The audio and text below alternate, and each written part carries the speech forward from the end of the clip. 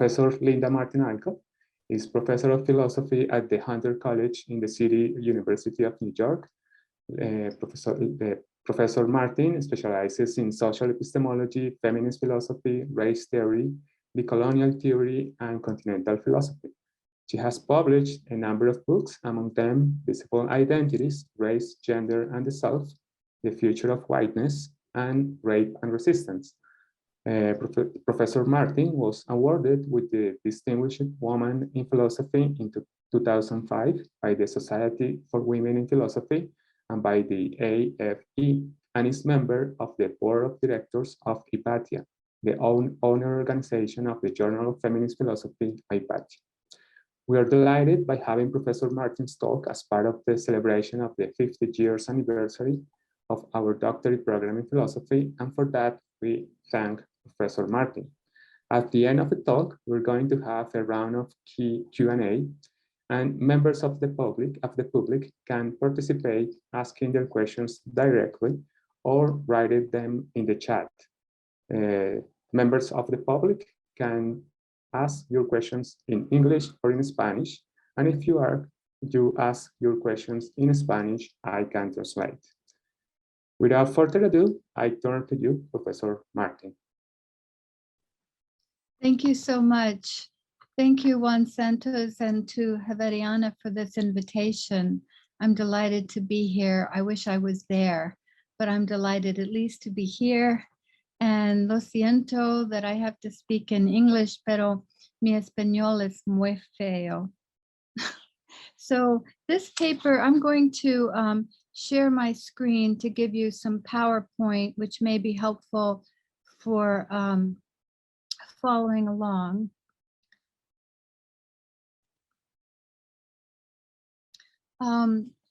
What I'm going to do in this paper is develop this concept of extractivist epistemology. A few other people have begun to use this concept, including Arturo Escobar, you may know. But I want to develop it further to think through the effect of colonialism and imperialism on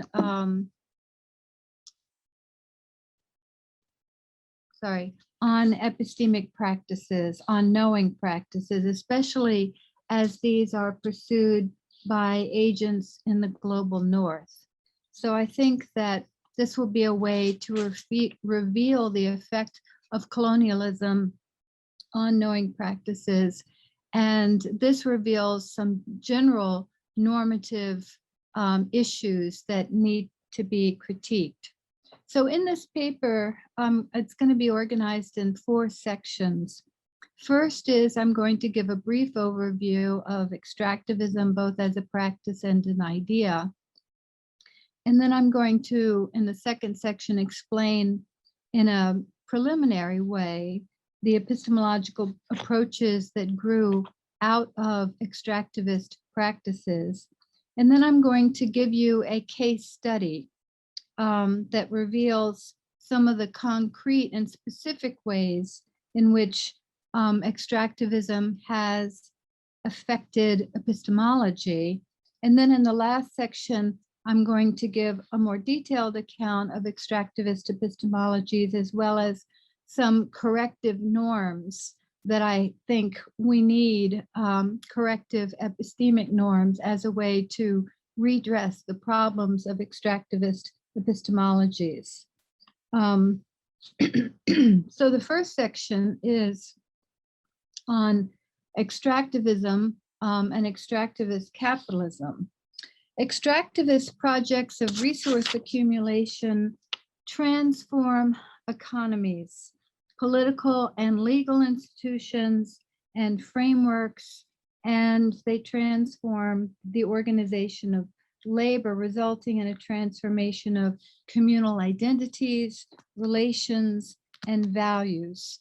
The result of integrating local economies into global capitalism is that, as one theorist puts it, existing social relations are disarticulated and replaced by new sets of relations shaped by commercial, productive, and cultural processes of global society.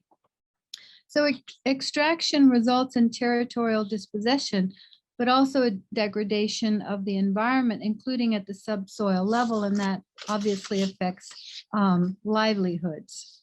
So new forms of economic colonialism work to integrate regions and communities into transnational capital markets in ways that today benefit both the global north, but also local elites. As one person notes, each cycle of integration into world capitalism is also associated with an extension of capitalist institutions and production relations in the region. The aim of imperialism today is not generally a political takeover of states, but the seizure and reorganization of entire regional economies. More than ever, transnational corporate entities are not just foreign nationals, but also domestic elites. And yet, the form of extraction continues in the sense of treating both land and peoples as primarily sources of value that can be reorganized to manipulate the production of maximum profits. So the point here is that extractivist capitalism has metaphysical assumptions, and it operates with certain metaphysical assumptions. Nothing is intrinsic, nothing is sacred, nothing is outside the domain of potential extraction. So here I've said value is non-relational, according to extractivists. So resources can be separated from their original locations and not lose, but gain value. The values that are destroyed in the process of extraction are justifiably destroyed and are thought to be, and can be and are not calculated in the quantification of value achieved. So when they say we've achieved this much value, they're not calculating the values that have been destroyed or left behind and that are constitutively relational to the values that have been extracted. Values destroyed are assumed to be that we can, in some cases, pay for them in a one-time monetary payment. The concept that you can pay for resources in a one-time monetary payment after transforming economies and communities, of course, involves metaphysical assumptions. And epistemic resources are then treated as extractable in the same way that these material resources are. So to name that which is extracted a resource and a value is itself a substantive shift that affects our sense of ourselves and our relationality to the world. So now let me go to the second section on extraction as having epistemic effects. Extractivism as a practice constructs the object of its pursuit, just as epistemologies construct epistemic objects in various ways. Extractivism is motivated ultimately by the pursuit of value, and it's predicated on certain metaphysical ideas about the nature of the value that it is pursuing. First, it assumes that value can be identified in an objective and universal way. And as I'll show in some case studies, the extractor's claims about the value of a given resource usually is considered to trump other parties contesting these claims. So the example, for example, the value of a Native American artifact or an indigenous artifact is what museum curators say it is and what archaeologists say it is.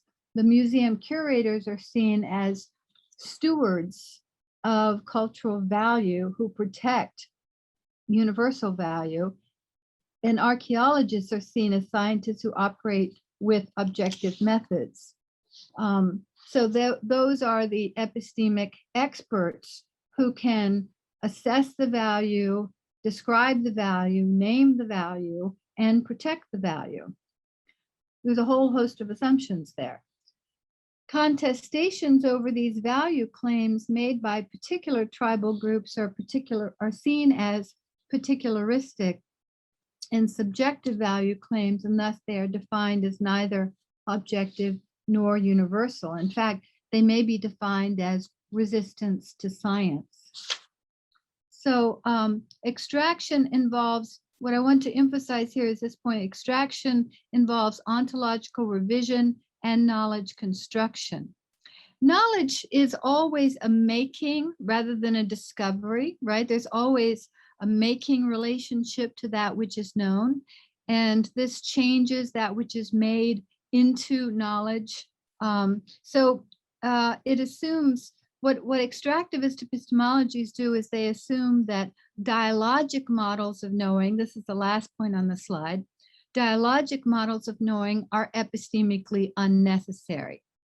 That the epistemologists themselves, the extractivists themselves, can perform interpretation, analysis, judgment, and application in a non-dialogic way, and that be sufficient.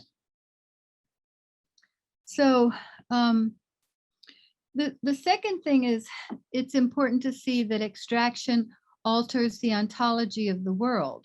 This is the idea I said, that which extracted becomes a resource with a measurable monetary value, that it can be separated from its relations, from its context, that it has no sacred value or meaning. And so it becomes, we delimit the object in new ways, it becomes an it. And so extractivism assumes that values can be transported to a new domain without being diminished. It assumes that it's the same thing that is being transported from place to place. This assumes a non-relational, decontextualized ontology of value. In other words, values are imagined to be discrete and independent of their relations to adjacent entities. So the resources that are separated from their original context are not assumed to lose value in the process of removal. They only lose value as discrete entities if they deteriorate in some material way, but they're assumed that they do not lose value because of the loss of relations that they had prior when they were placed within a different context. Further, those values left behind that are destroyed in the process of extracting other values are not seen as co-constitutive, but merely adjacent, and do not need to be factored into the quantification of the value achieved. The belief that the values that have been destroyed in the process of extraction can be fairly paid for in the one-time payment assumes concepts of value determination and the possibility of transforming values into monetized elements that can then be judged in a fair exchange. So I want to argue that extractivist epistemologies have followed in the wake of practices of epistemic extractivist capitalism to produce this kind of extractivist epistemology. The extractivist epistemology treats epistemic resources, knowledge, as separable from its origin without subsequent loss, and then it can be rendered into a monetized commodity with exchange value over which exclusive rights can be contractually defined, protected, and enforced. So what I'm arguing is that extractivist epistemologies involve certain epistemic assumptions about justification procedures, as well as the nature of epistemic resources they are pursuing. They aim to extract epistemic resources from their original surroundings, and in this way, from their political, ethical, and institutional context of articulation, the making process involved in knowledge objects. This makes it possible for knowledge-seeking institutions or individuals to avoid being held accountable to the ethical political, and economic demands of, for example, indigenous groups or other local communities whose resources are being extracted. It may be the case then that knowledge extraction is a kind of mislabeling. I'm not there yet. Since what is extracted is not identical to what existed prior to extraction.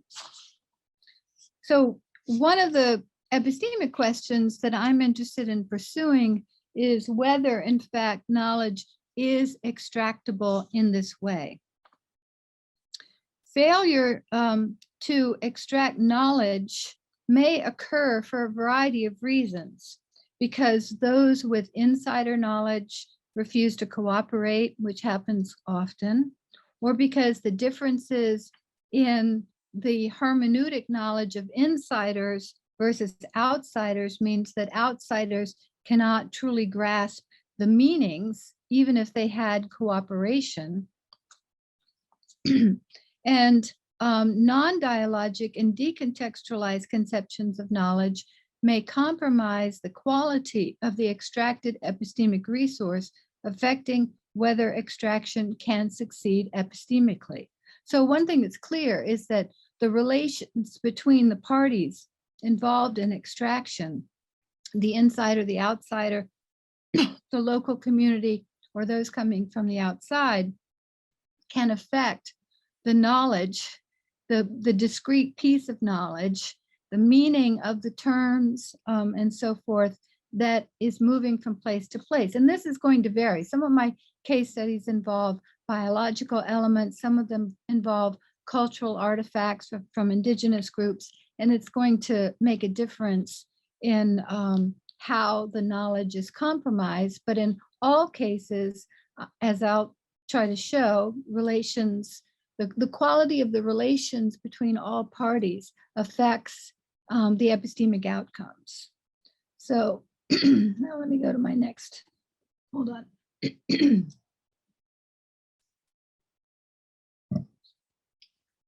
So I want to bring in a concept, relational humility, from Brenda Dalmia's book, Caring to Know, in which she argues that knowing is best achieved when one attends to the conditions of the relations between knowers and when one works to achieve trust. Given various forms of structural power imbalances, Dalmia argues that such trust is best achieved when the dominant parties start from a position of relational humility. Now, in Western philosophy, we have long honored epistemic humility.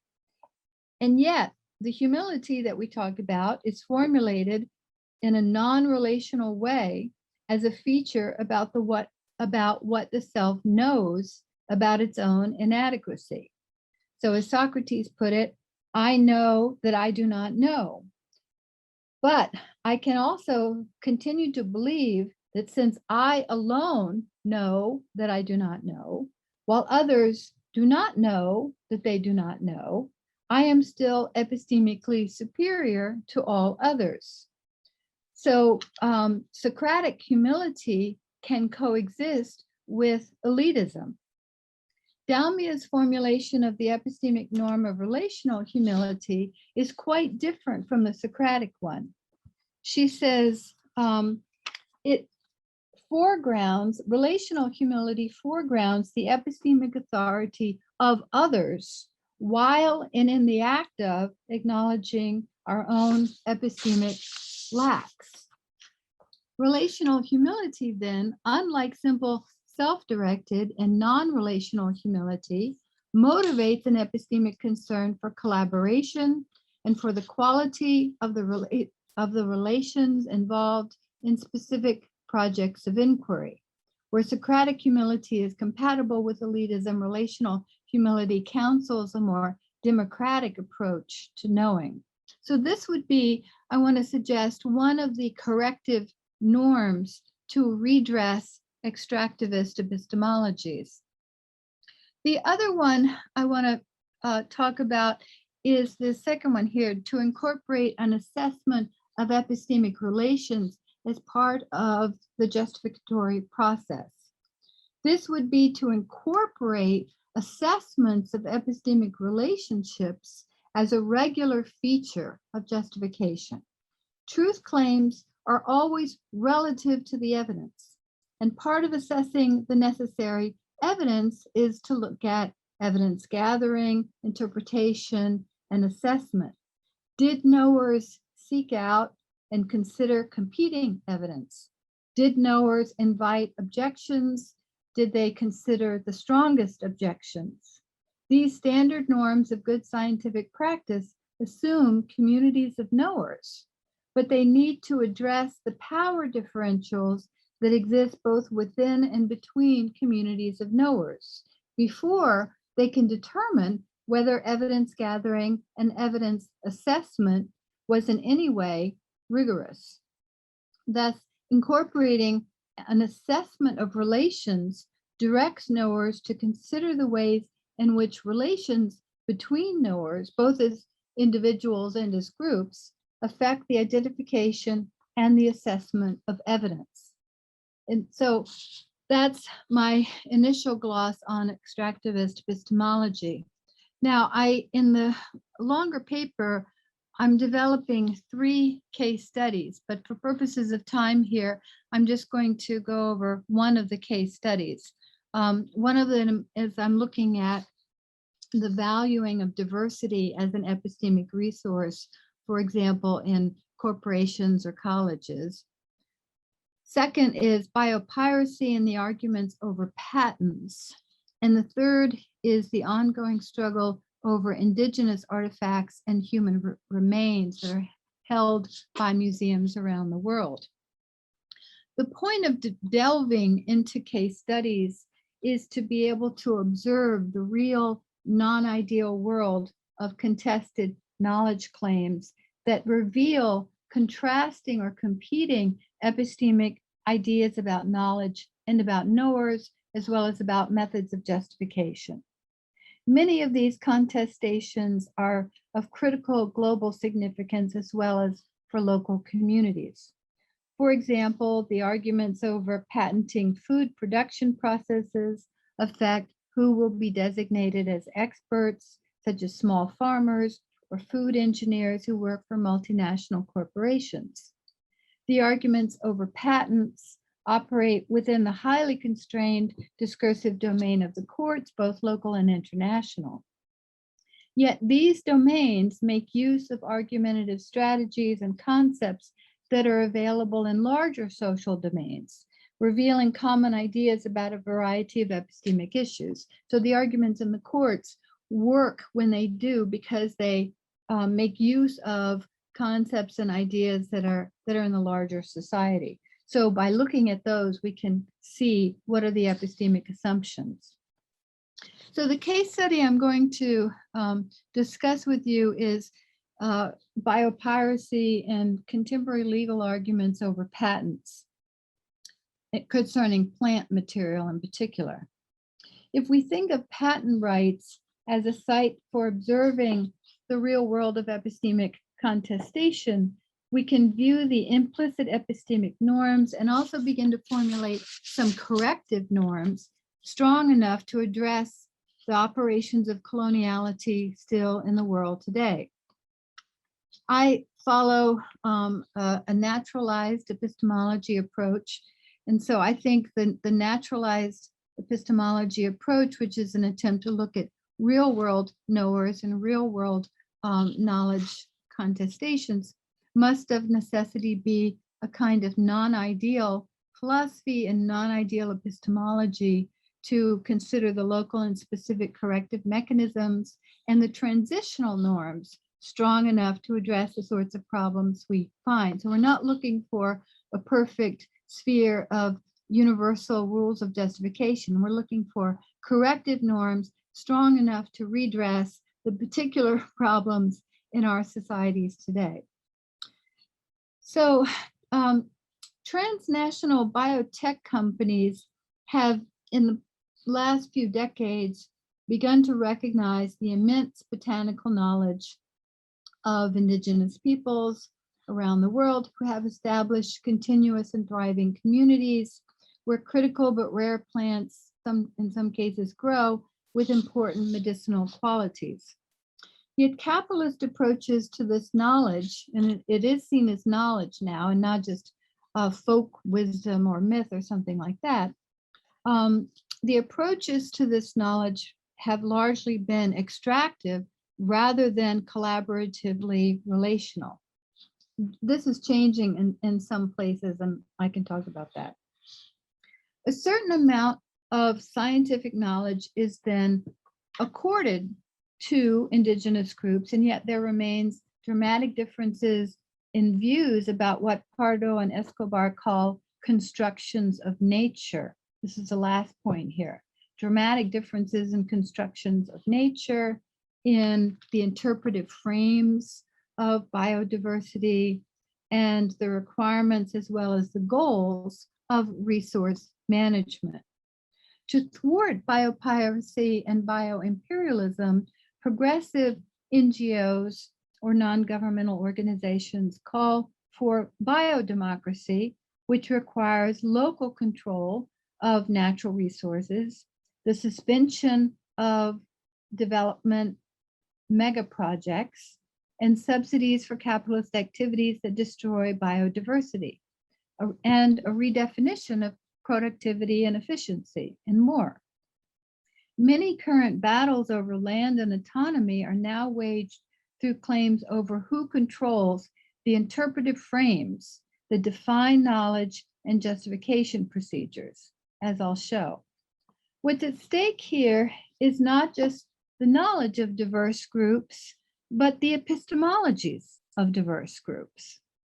These divergent epistemic ideas and practices can then be comparatively analyzed in relation to their epistemic potential.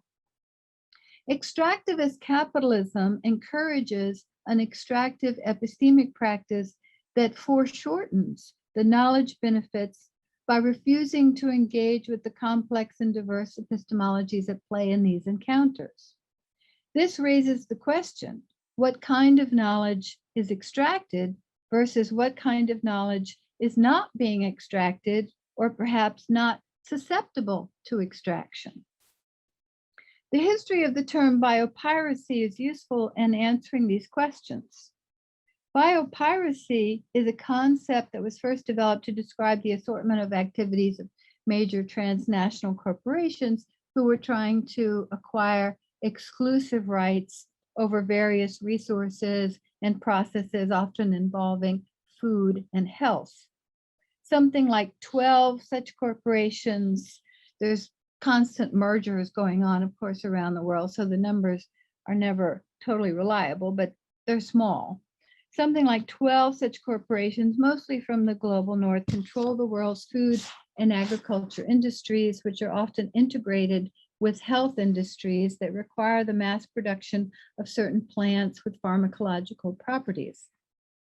These corporations used international and national laws to secure access to and power over what the world's population needs to survive. Thus, global capital entities drive the ways in which knowledge is defined and which epistemic resources come into view. What drives biopiracy is the desire to colonize not nation states or politically constituted communal entities, as in the old days, but economies. This means controlling as much as possible every step in the production of necessary goods and extracting profits off of every transaction.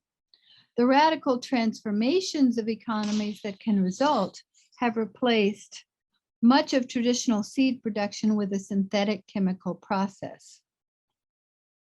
So when corporations claim to know better how to understand and make use of forest resources, for example, to develop them efficiently and effectively in order to achieve the largest positive impact, they're covering over the fact that they are seeking different kinds of knowledge.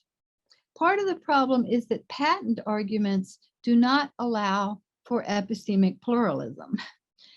Patent claimants must assert that the corporation has achieved an exclusive process and engaged in invention, and that this invention should be protected so as to encourage further innovation in these critical markets.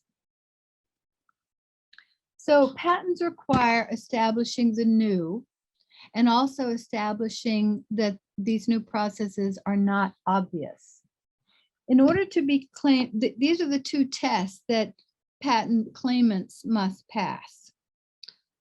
They must be able to show that what they're claiming, what they're patenting is new in some respects, some important respects, and that it involves a procedure that's not obvious, like simply scattering seeds with known pesticidal properties around arable land. The high stakes debate involved here concern not simply newness or obviousness, but the prior assumptions about how you decide what is new and what is obvious. Those contesting patent claims have argued that so-called new methods of extracting chemical properties are simply, quote, straightforward applications of conventional organic chemistry and an extension of the traditional processes used for millennia, unquote. This is from Vandana Shiva. And so there's a number of questions that arise here. Should an industrial reformulation of a traditional process be classified as new? What counts as an extension, a repetition, or a really new application? And who gets to determine the relevant prior assumptions involved in defining these terms and on what basis? So all sides to the patent debates have particular interest, but considering the legitimacy of claims to either newness or obvious should obviously involve the input of all parties with detailed information and knowledge of prior practices. The criterion involving obviousness is perhaps even more problematic than newness. Traditional processes are sometimes characterized under the domain of obviousness, even when they are the product of extensive experimentation across generations. As Shiva argues, claims about the obviousness of certain agricultural practices may betray a racist dismissal of indigenous knowledge that it evolved through extended and systematic knowledge development in non-Western cultures. Traditional approaches to farming are highly complex, involving methods of cultivating hybrids, the capacity for soil assessment, the ability to maintain soil health that is affected differently by different kinds of crops, varied methods of pest control, and seed regeneration, all of which involve multiple communities and generations who've shared their experience and knowledge. So questions of obviousness need to be considered in terms of what may seem to be an obvious process, how that what seems to be an obvious process has been historically produced through collective complicated efforts. Neem, I'm going to give the concrete example here of the neem tree. Here's just a nice picture for you to look at. It's a tree that flourishes in many parts of the global south. It has multiple medicinal uses as well as providing resistance to pests. It was described in ancient Indian medicinal and religious texts with detailed information about what kinds of ailments neem could address, as well as how to prepare it. Its botanical name, Azadirachta, actually means the free tree. In the 20th century, there was a lot of research done on the neem tree by the Indian Agriculture Research Institute and some other commissions in India. And the Western and Japanese companies didn't really become interested in the neem tree until the 1970s, when there was growing opposition to chemical-based pesticides. And so they were led to search for a natural plant-based pesticidal alternative. This initiated the patent wars beginning in 1985 over the neem tree, when multiple patents were filed based on the production of formula as well as synthetic forms. In this way, the patent claimants tried to meet both the new and the not obvious criteria. Those opposed to the patents argued that the synthetic production of these corporations was simply an extension of traditional processes. It wasn't innovative enough to be new. Eugene Schultz, chair of the National Research Council, held that, quote, the biologically active polar chemicals could be extracted using technology already available to villages in the developing countries, unquote. Opponents also argued that the newness claim was relative. It was new to some people and not new to other people, depending on your global location. This is what Walter Mignolo calls the hubris of the 0 degrees, universalized, decontextualized claims of newness made from a Western location. The effort to resist Neem patents involved a very wide coalition of research and policy groups, farming collectives, and NGOs around the world, including in the West. It took years of organizing with expensive teams of legal representations to establish the fact that Western corporations had neither discovered the properties of Neem nor invented the method for isolating the key causative elements of the tree. To refer to patent claims as involving an epistemology of extraction here is a way of acknowledging that new knowledge is not occurring, neither discovery nor invention, but if anything, what Dussel calls an encubrimiento, or a covering over of what existed before. Thus, we might say this is a species of the epistemology of ignorance, in which the desire not to know about groups of knowers with competing or superior knowledge in certain domains is advanced through measures that enshrine a set of prior assumptions about how to operationalize terms such as invention, discovery, new, obvious, and advanced.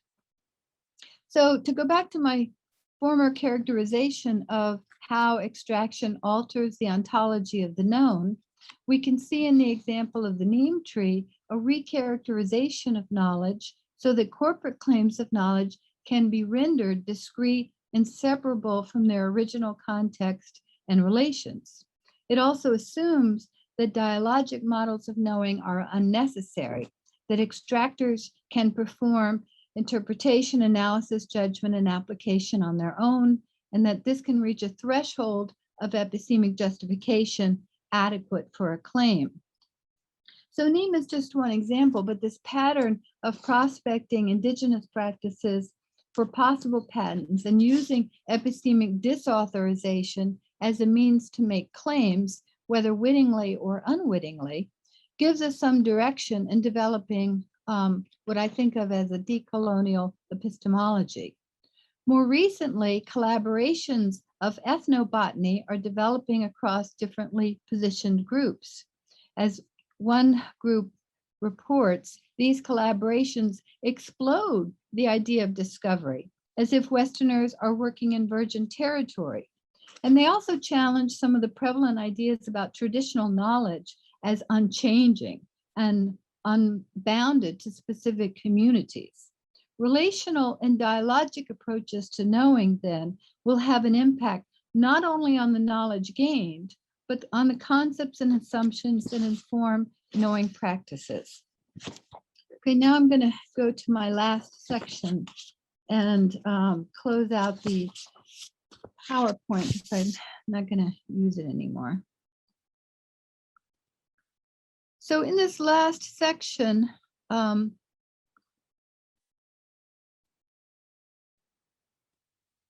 sorry. I want to draw out some of the lessons from what I've argued thus far, in particular in relationship to this case study, to look at the move to relation-based dialogic practices of knowing, but also challenges to creating collaborative projects. And so I'll summarize these first before moving into the final section. The case of Neem showcases the necessarily collaborative nature of human knowledge. Farmers could not pass on their experience of cultivation if they hoarded their knowledge from outsiders or from future generations. The attempt through patents to hoard and build boundaries around the sorts of complex knowledges needed for the cultivation of plants and for the exploitation of their critical causative properties has a negative epistemic impact, not only promoting the misrepresentation of practices as new or obvious, but also curtailing opportunities for expansion of knowledge through collaboration. Patents create distrust and erode potential relationships. The only motivation for private patents is private profit, but this does not exhaust the motivation human beings have to innovate, nor is private gain the best or most efficient route to innovation and development. In fact, these are likely to be stymied by exclusionary rules that curtail creativity and open communication. So I think the case studies suggest a uniform conclusion that we need more collaboration across diverse groups and communities for epistemic reasons, and not just for political and moral reasons. And I'll say more about how these reasons work together, but what's clear is that the solution to problematic epistemic ideas and practices that have been developed in the long practice of extractivism will be attending to the sorts of relations necessary for epistemic outcomes that were hobbled by colonialism. Extractivist projects also, of course, require some level of cooperation with local communities, but they can also create motives for all sides to conceal information, resist substantive collaboration, and exert force through legal or other means. So I think that we can elaborate 4 key corrective epistemic norms to address the epistemic deficiencies of extractivist capitalism. Extractivist epistemologies, again, are designed, whether consciously or not, to facilitate the extraction of knowledge from subaltern groups to dominate groups. Facilitation is made possible by specific and concrete practices, but also by conceptualizing knowledge and justification in ways that legitimate theft. That theft is legitimated on epistemic and universalist humanistic grounds. They also undermine the motive to collaborate and oversimplify the processes of interpretation, translation, and judgment. Extractivist epistemologies have a conceptual armature then that legitimates the idea that knowledge can be rendered into discrete, decontextualized forms. And this is one of the assumptions that needs critical analysis. Overcoming extractivist epistemologies requires an epistemological sea change.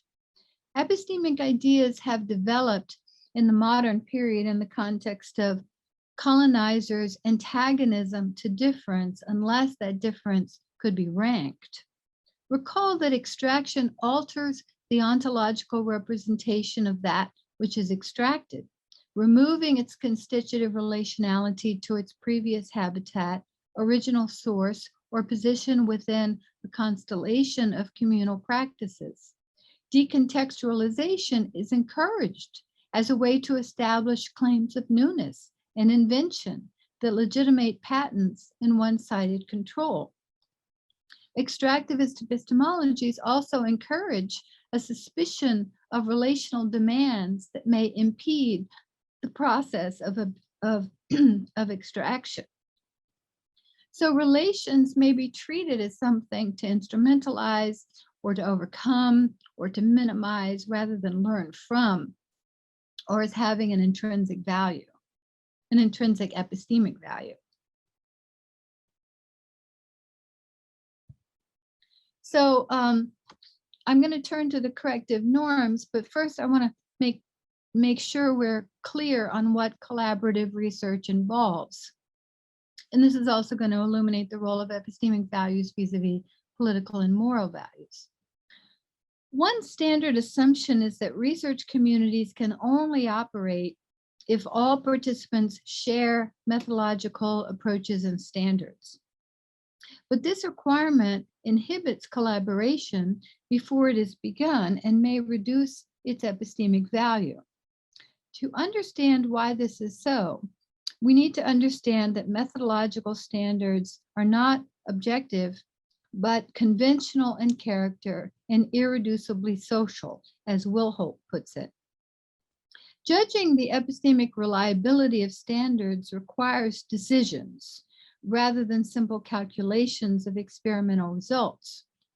For example, in some cases, researchers must decide whether to value positive results over negative results or vice versa. And these can work at cross purposes, so both cannot be valued equally.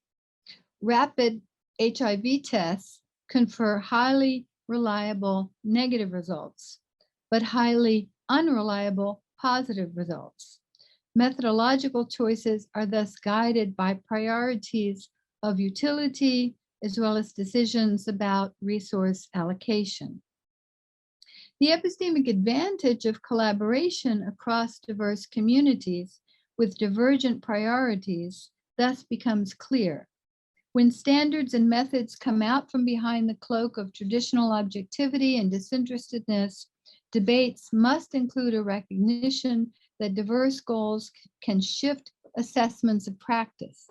It then becomes clear that collaborations need not pursue consensus, and in fact, dissensus about priorities and values may enlarge the overall understanding of the phenomena. If this diversity is viewed as an impediment to knowledge, the epistemic outcomes will be unnecessarily foreshortened. The corrective norms and concepts we need to address problems with extractivist epistemology thus must focus on the quality of epistemic relationships across divergent groups. So an initial list I'm going to give here includes 4. 1, adopting the overarching goal of an inter-epistemology. 2nd, respecting the incompleteness of all knowledge. 3rd, relational humility. And 4th, assessments of epistemic relations as a regularized aspect of justification. Both Boaventura de Sousa Santos and Lorraine Code use the term ecologies of knowledge as a way to develop a non-relativistic utopia of inter-epistemology that provides an alternative to epistemic imperialism. The idea is that if we think in terms of ecologies of knowledge, we can focus on systematic interactions and the optimal conditions necessary for optimal epistemic interactions. As Santos claims, a feature of hegemonic knowledge systems is that they only recognize internal limits. The concept of inter-epistemology aims instead to approach epistemological diversity as a potential epistemic resource for all parties, even if no singular epistemology achieves consensus as a result of collaborative engagement. And both Code and Santos are trying to develop a non-relativistic inter-epistemology, as I said, because epistemologies that only recognize internal limits, for example, are obviously not good candidates for productive collaborations. De Sousa Santos also calls for a principle of the incompleteness of all knowledge, arguing that this will enhance productive dialogue and debate in the context of inter-epistemology. To claim incompleteness follows from an understanding of the development of sciences and technologies as historically contingent, particular, contextual, etc. And this is in line with historicist philosophies of science, such as developed by Emery Lakatos, Thomas Kuhn, Hilary Putnam, that help us understand how the functional utility, the impressive functional utility and predictive success of particular sciences is compatible with their fallibilism, as well as the inevitably partial nature of their ontological posits, based as these are on contingent conceptual repertoires that will undoubtedly be replaced and or modified in the future. So incompleteness does not challenge all versions of scientific realism if these are properly scaled back, but it motivates an engagement with other systems of knowing and refrains from an overall ranking as if this could be achieved in some meta-level sphere of analysis.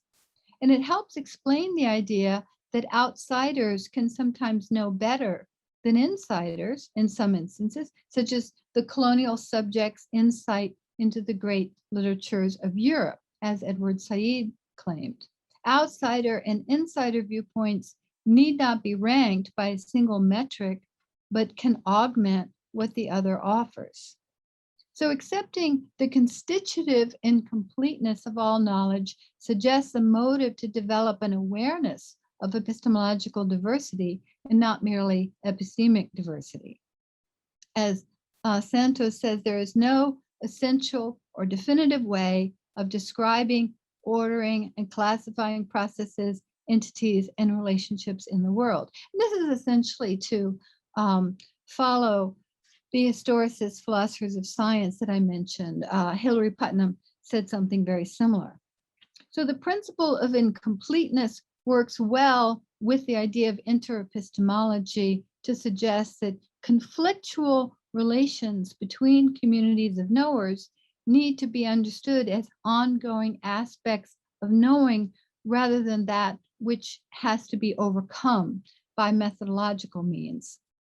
So those are the first two, and I'm not going to say more about relational humility or the need to assess relations as a feature of justification, so I can finish up here. And I addressed those 2 points earlier, but those are the 4 corrective norms I'm putting forward at this point.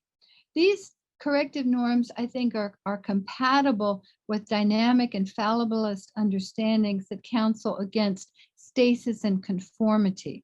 In other words, the goal of achieving interepistemologies is not tolerance and acceptance, but to become more open to challenges. So I'm going to end with just a note about that. So-called traditional knowledges achieved over millennia are often at odds with our individualist assumptions about discovery and scientific advance. In their approach, ownership and invention, ownership and invention are understood as diffuse, communal, not individual. And this is, I think, a more realistic understanding of the nature of intellectual work in general.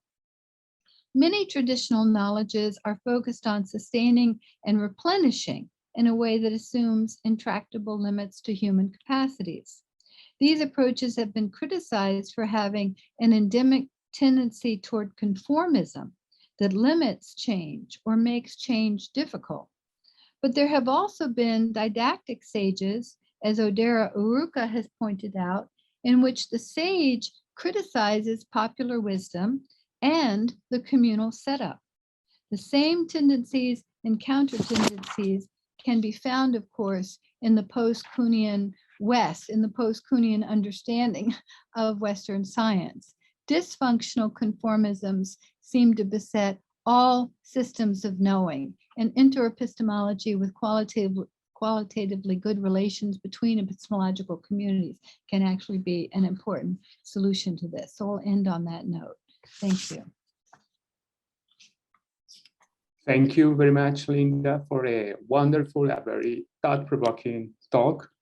Join me, please, in thanking Linda for this talk. You can use the reactions icon, and you can, there is a clapping icon if you want.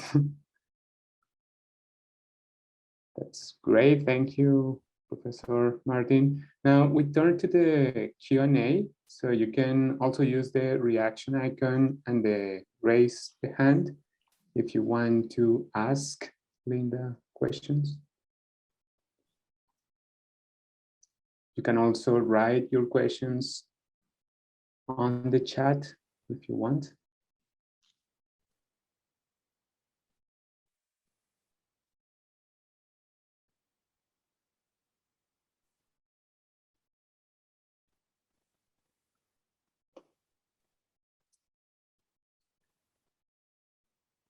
I have one question, just to let people think their own questions. I have one question about the concept of relational humility. I didn't get if the relational humility, what distinguishes relational humility from epistemic, the usual epistemic humility that we know, is that relational humility is comparative. Is that the distinguishing feature? And if it is that, what does that mean? Because if you don't have relational humility in a research investigation, in a research endeavor, then what is missing? I mean, how can you measure the effects of having relational humility and of not having relational humility? Yeah, it's a good question. I think the idea of epistemic humility, which is still very influential in philosophy, and more recent epistemologists have developed concepts of humility, and it seems to be almost one realizes how little one knows in comparison to an imagined absolute box of universal knowledge, the God's eye, the God's in God's mind. So in relationship to that, I can understandably approach my own knowledge as fallible, as revisable, that I need to not be arrogant or dogmatic about what I claim to know, because in relationship to this imagined box of absolute knowledge, I have a small amount of knowledge.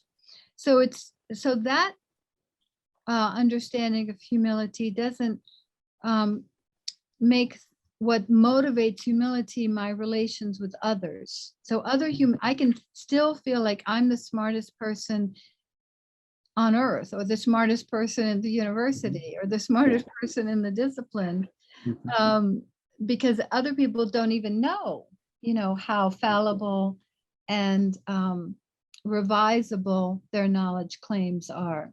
So it's really about interhuman relations, and the idea of relational humility.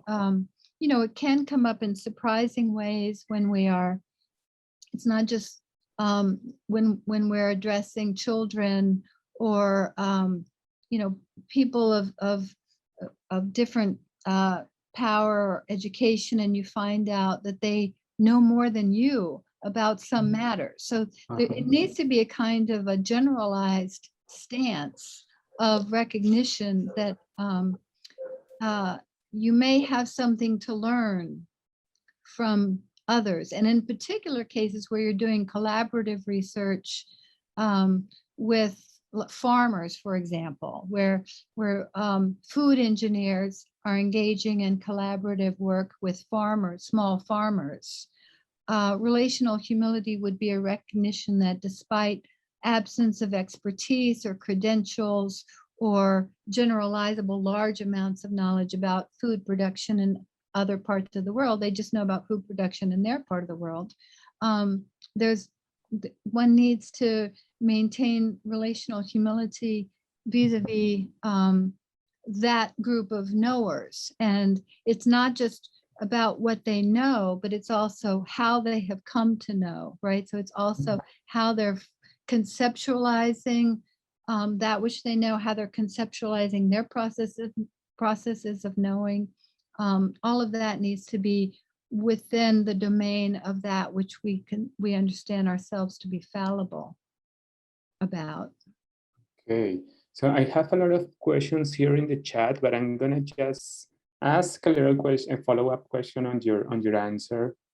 So, and the question is there any kind of empirical evidence that you can use to back up all those claims? And I'm saying this because you have these arguments in Helen Landemore's work. I don't know if you know her, and she provides empirical evidence that epistemic diversity works, that a group of people, a diverse group of people gets more correct answers than a group of experts. Is there something similar in the case of relational humility?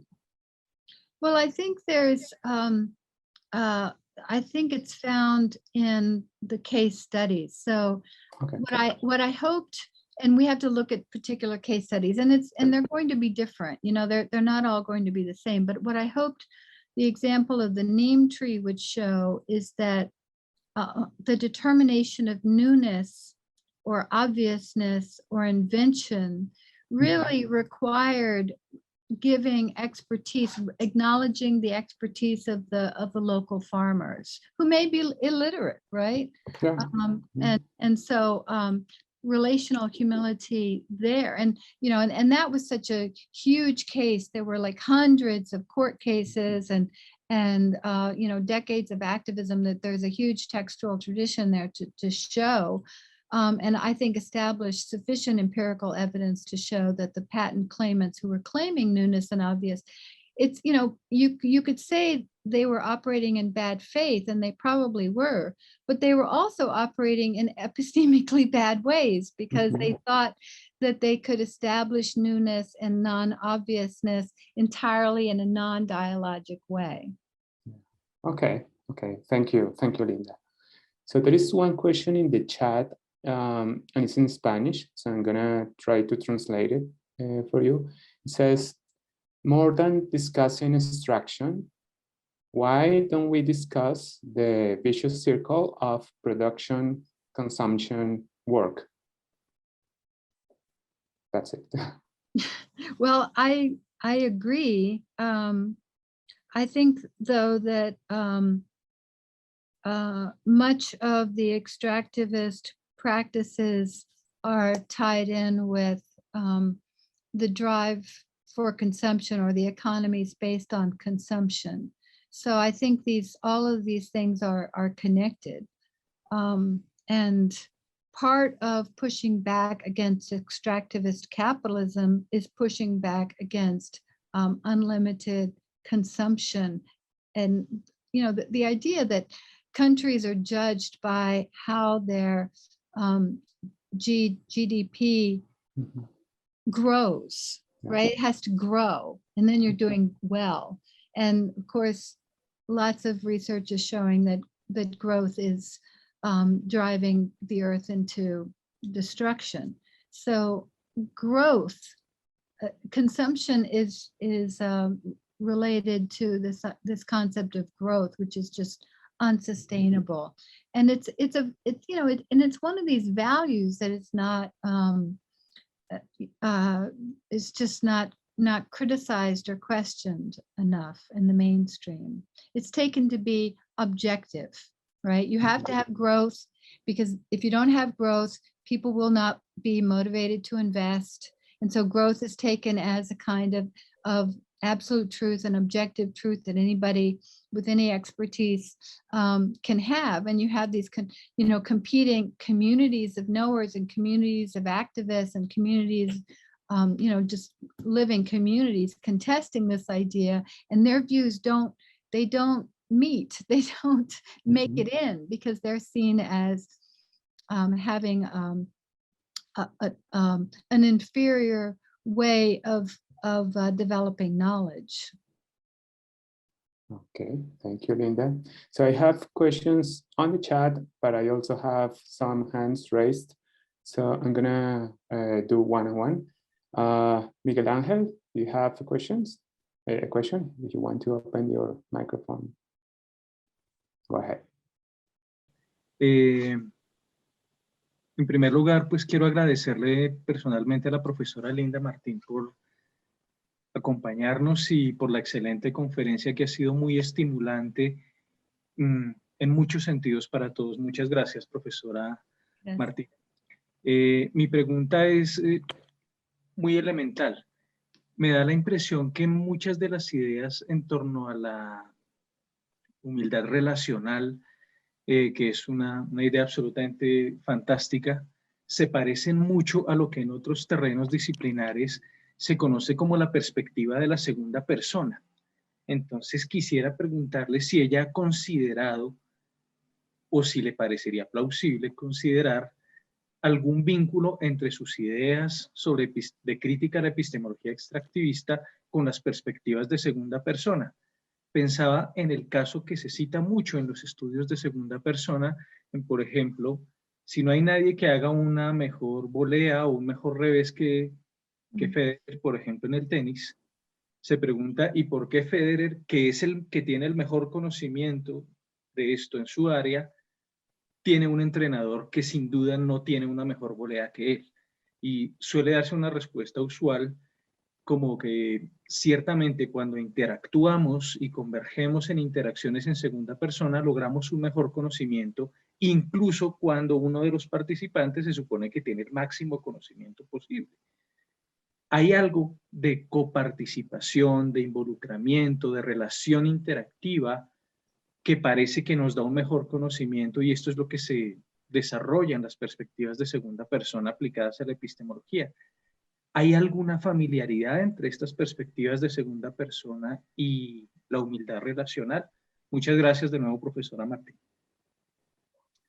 Linda, I know do you you want can't me? translate all of that, but can you help me? I got some of it, but not all of it. Okay, so Miguel Angel was asking if you have you considered some links between your conception of relational humility and the perspective or theories of second person perspective. And the example Miguel Angel gave us is the example of a tennis player.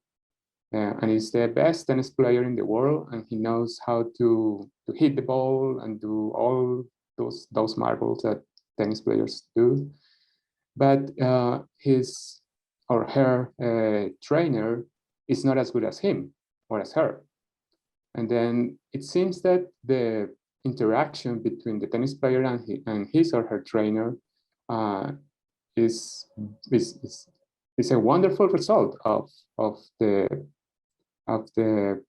things that one person knows how to do and the things that the other person knows how to do. So have you considered the relations between those two things? And Miguel Ángel, ¿traduje bien? Perfectamente, muchas gracias. Okay. You've been watching the U.S. Open, Miguel Ángel, so it's Djokovic. Djokovic, the best player in the world. No, that's a very specific relation between a player and a trainer that I think is a good example where what is knowledge, right? The trainer in some ways has knowledge that the player needs and lacks, and yet the player can enact that knowledge in a way the trainer cannot. So it's a good example to help us, step back from what we think knowledge is. What is knowledge, and how knowledge in that case can be moved from one person to another.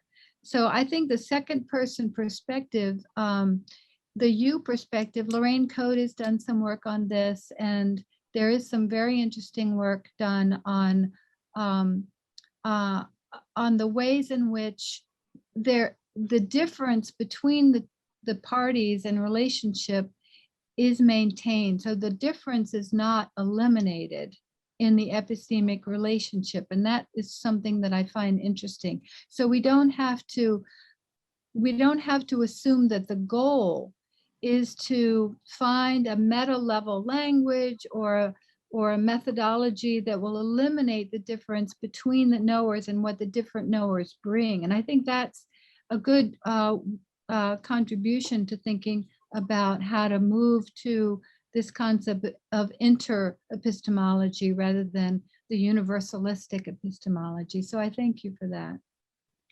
Thank you very much. Thank you, Linda, and thank you, Miguel Ángel. So there is another question on the chat. It is in English, so I'm just gonna read it. Is by Jose Luis Hernandez. Thank you so much. What will be an upgraded concept of value in a multicultural environment? Yes. Well, in this talk, I was emphasizing that value is the result of social ontologies. So it is the result of a making relation. It's a result of a certain conceptualization. So certain things may not be seen as having any value, and other things may be seen as having value depending on interpretive frameworks. So I'm not sure that we can move to an objectivist or universalist notion of value. We can certainly talk about shared values. We have the shared value to maintain the integrity of the earth that we share.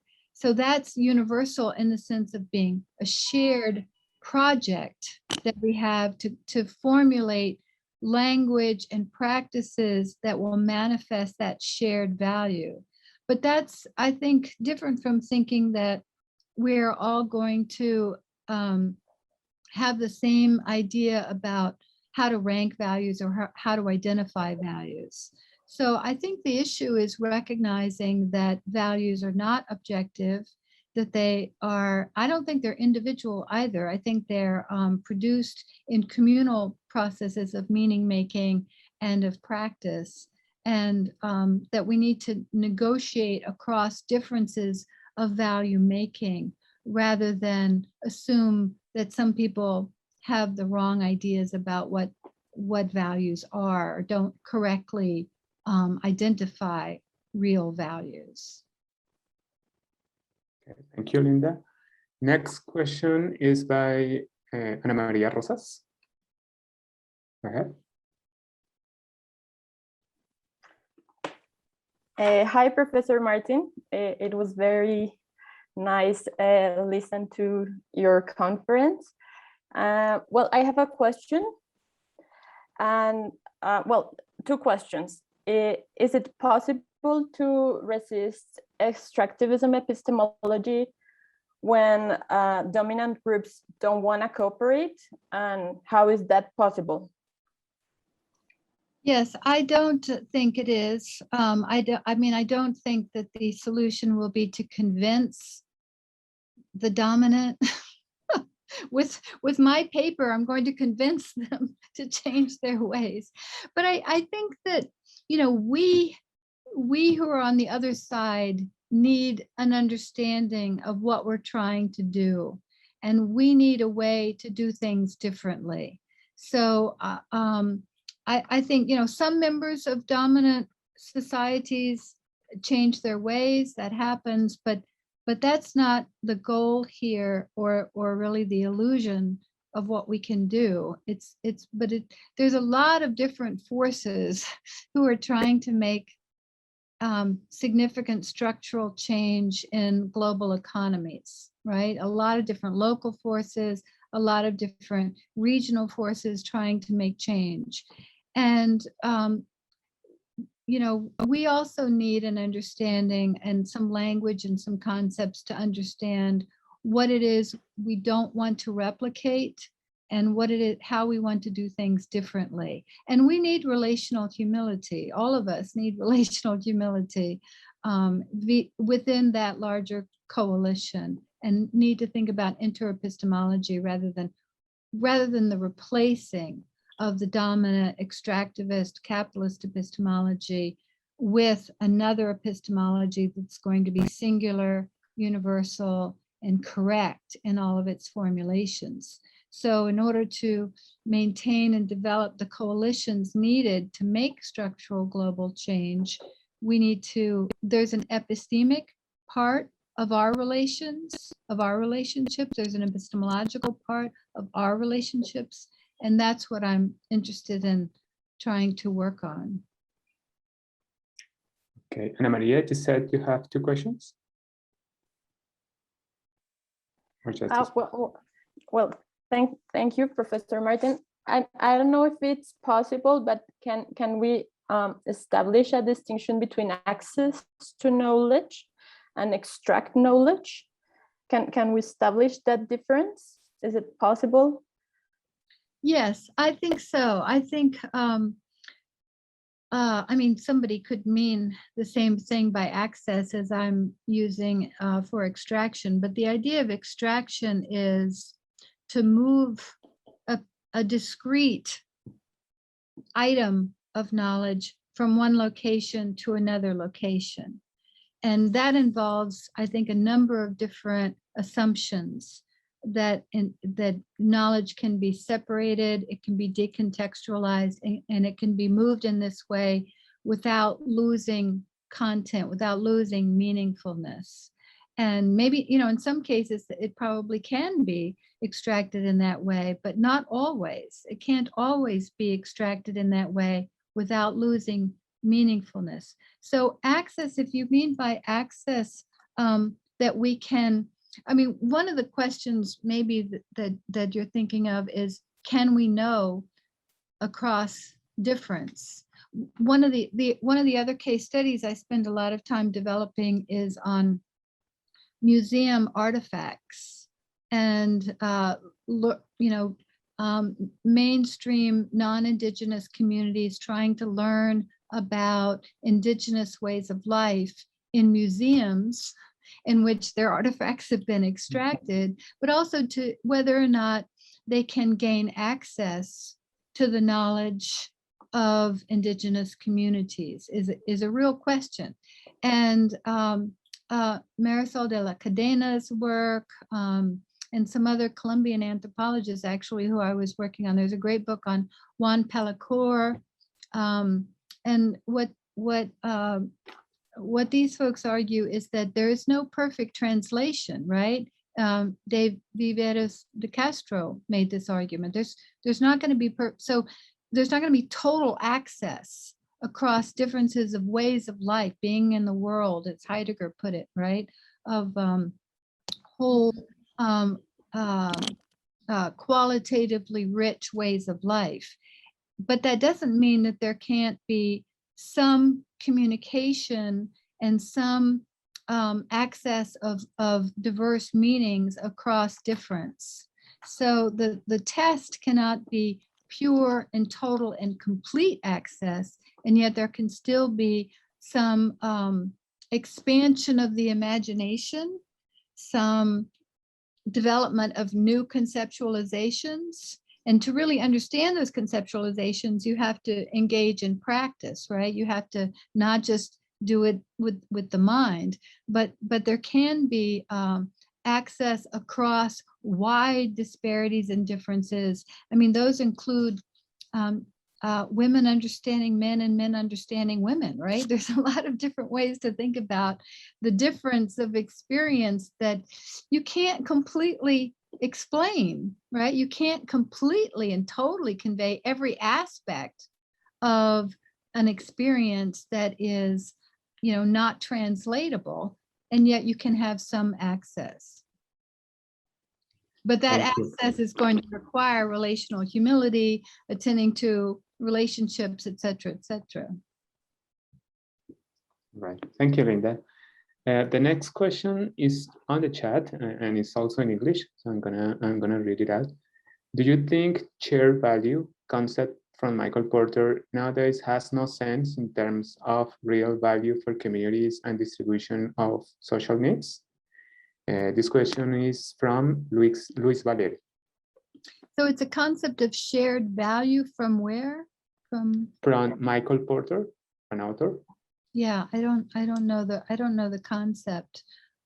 Certainly, I believe in the possibility of shared value, but the question is whether or not all values can be perfectly translatable and understood in a complete way by others, and that I think is not likely, because the experience of value and the determination of value is connected to practices and embodiment, and not just mental exercises of discernment. Right. Thank you, Linda. Next question, Carlos Latorre. Go ahead, Carlos.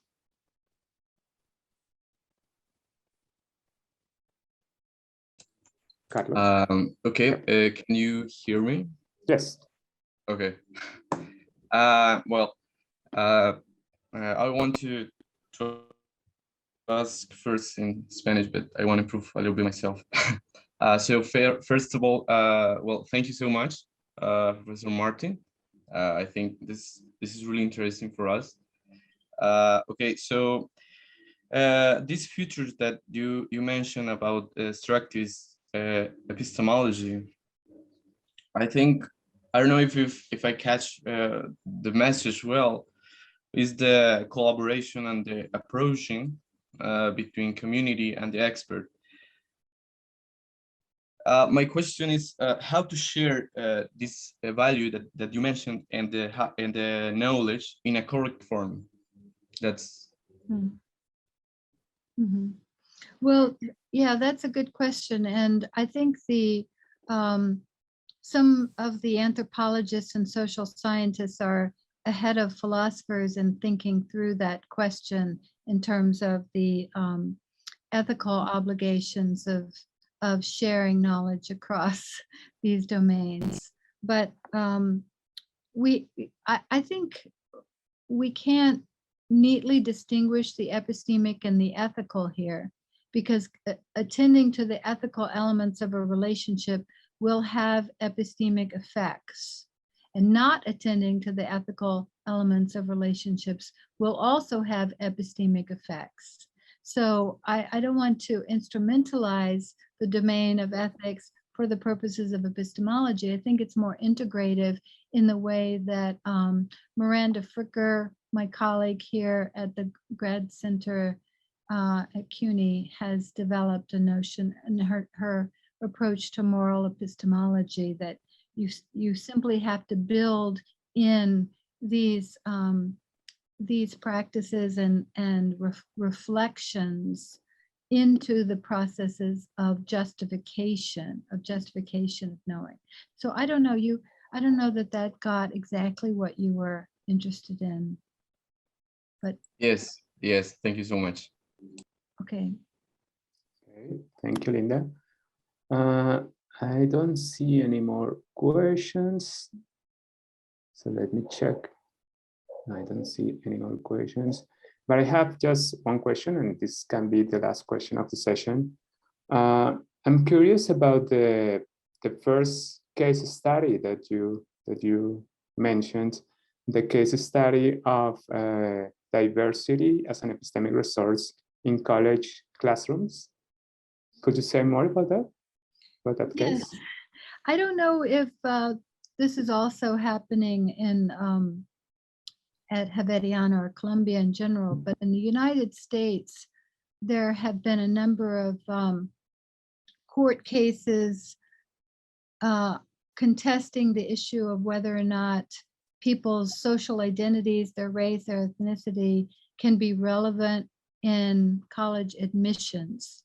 And the Supreme Court ruled in the case concerning University of Michigan that it was legitimate for the University of Michigan to take into account the diverse social identities of its applicants, because diversity would benefit the mainstream population, that is the mainstream white Anglo population, that they would benefit from the knowledge that non-white populations would bring to the classroom and to discussions in the classroom. And so there was a kind of instrumental attitude toward non-white students, that they had a right to be in the classroom, not for their own purposes, but for what they could provide to the dominant Anglo. So this has generated a lot of debate and discussion, as you might imagine. And I think it's, it's a negative example of valuing diversity that can still hold some positive lessons for us. It is because the relationships, if you think about the relationships that are built between the diverse communities in universities and in the training of the next generation of intellectuals, the relationships that are built between dominant and non-dominant groups are not good ones, right? They're not going to establish trust. They're not going to advance collaboration. They're going to give non-dominant groups reasons not to collaborate. So it's there's, you know, it's an interesting case. Yeah, for sure. Thank you, Linda. Thank you very much for this talk, for the answers. And join me, please, everyone, thanking Professor Martin with your digital clap. Thank you. Thank you again for Digital the visual. very useful questions for me. So thank you very much. It's great. So can we take a picture? Shall I? Can you help us? A picture. If you people in the public, if you turn your camera on, please, so we can have a nice picture of everyone here. Smile, please. Okay. Thank you. Thank you, Professor Martin, again, and thank you everyone for attending today. I know there is a soccer match there going on, so go there and cheer Colombia. Thank you, and good night for everyone. Good evening, Professor Martin. Thank you. Thank you.